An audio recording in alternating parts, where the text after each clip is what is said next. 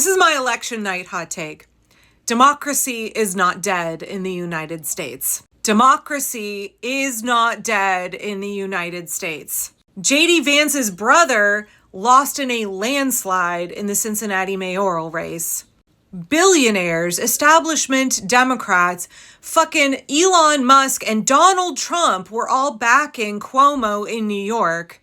And the Democratic Socialist Zoran Mamdani won. Stop fucking telling me that there's no point in voting, that elections are all rigged. Stop with your conspiracy theory bullshit that Elon Musk is zapping our votes with Starlink. Stop fucking telling me as we watch Democrats in Virginia have a triple flip governor, lieutenant governor, and attorney general. Stop fucking telling me that there's no point in voting and that democracy is dead, that elections are all rigged. We're not going to have elections anymore. Whatever fucking shit you're saying. I know that electoralism on its own will not save us, but one of the key elements in getting ourselves the fuck out of this is that we turn out to vote. The way we defend our right to vote is that we exercise it.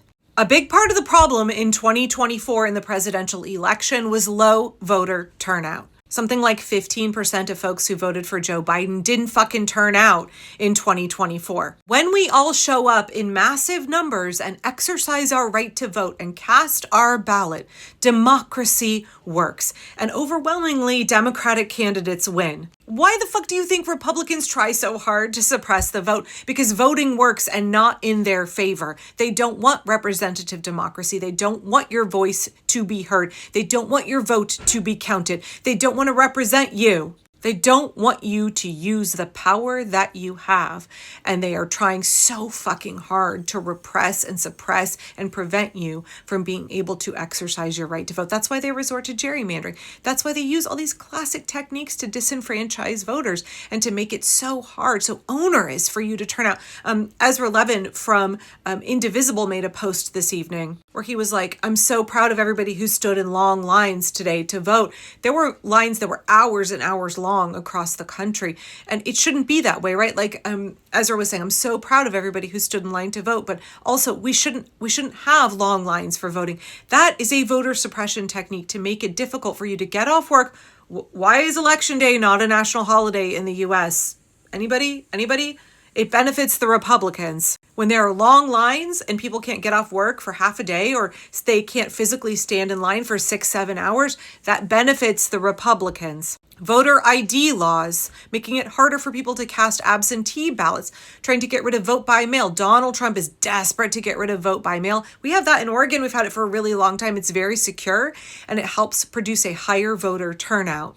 Donald Trump himself votes by mail, but he wants to get rid of it because he knows that higher voter turnout means he and the fascist Republicans don't win. They aren't interested in a representative democracy. They're interested in getting their way. They're interested in their power. They're interested in an authoritarian state. And the way that we counter that, yes, absolutely, is through grassroots organizing. It's through protesting. It's through boycotts. It's through nonviolent direct action. It's also through voting. We must exercise our rights to defend them. Your right to protest, your First Amendment rights, you exercise those to defend them. Same with your right to vote. You must exercise it to defend it, protect it, preserve it. And for me, the big takeaway of tonight is all you fucks who are moaning and whining with your nihilistic takes in my comments of like, we won't have midterms or there's no point in voting because the Republicans are trying to rig everything. They're going to gerrymander everything. Oh, there's no point. Voting is useless. How do you feel election night 2025? How do you feel right now? How do you like them apples? Look at all of the Democratic sweeps.